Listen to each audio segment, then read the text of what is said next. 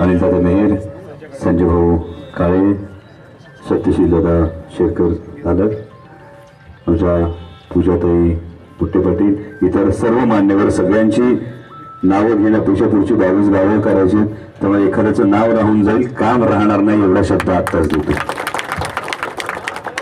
खरं तर तुमच्या सगळ्यांचा आशीर्वाद घेण्यासाठी आलोय.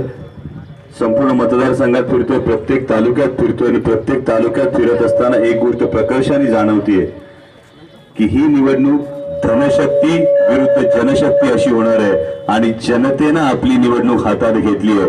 सगळीकडे जनतेचा उत्स्फूर्त पाठिंबा दिसतो. म्हणजे सगळीकडे औक्षण केल्यानंतर तिलक लावला जातो. मला मळवट भरल्यासारखा माता भगिनी या आशीर्वाद देतात, पण हा मळवट आदिशक्तीचा आहे, आदिमायेचा आहे, माझ्या माता माऊल्यांच्या आशीर्वादाचा आहे. आणि ज्याला माता माऊल्यांचा आशीर्वाद असतो त्याचा विजय हा नक्की असतो.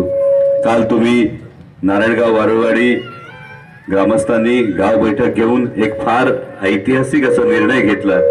त्याबद्दल मनापासून आभार मानतो. कारण माणसाच्या मागे घर उभं असलं की माणूस उंबरठ्या बाहेर पाऊल टाकतो आणि माणसाच्या मागे गाव उभं असलं का माणूस गावाबाहेर दिमाखानं जाऊ शकतो. घरासारखं तुम्ही सगळे पाठीशी उभा राहिलात. माझी उमेद दुपटीनं वाढलीये. हा आदर्श घेऊन हळूहळू संपूर्ण तालुका पाठीशी उभा राहील अशी अपेक्षा व्यक्त करतो.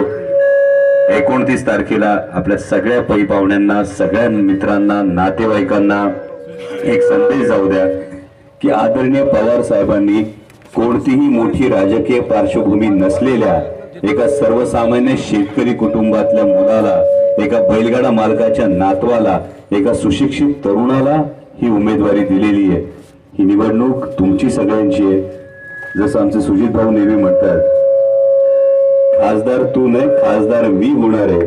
ही भावना मला वाटतं सगळ्यात कौतुकाची आहे की जर माझ्या ज्येष्ठ मार्गदर्शकांमध्ये, माझ्या तरुण मित्रांमध्ये हा विश्वास असेल की अमोल कोल्हे संसदेत जाणार म्हणजे माझा आवाज संसदेत जाणार, हा तुमच्या विश्वासाला पात्र ठरण्यासाठी जीवाचं रान करीन एवढा शब्द देतो. येत्या 29 तारखेला घड्याळाच्या चिन्हासमोरचं बटन दाबून आदरणीय पवार साहेबांचे हात दिल्लीमध्ये बळकट करा, ही सगळ्यांना हात जोडून कळकळीची विनंती करतो. धन्यवाद. जय हिंद, जय महाराष्ट्र, जय राष्ट्रवादी.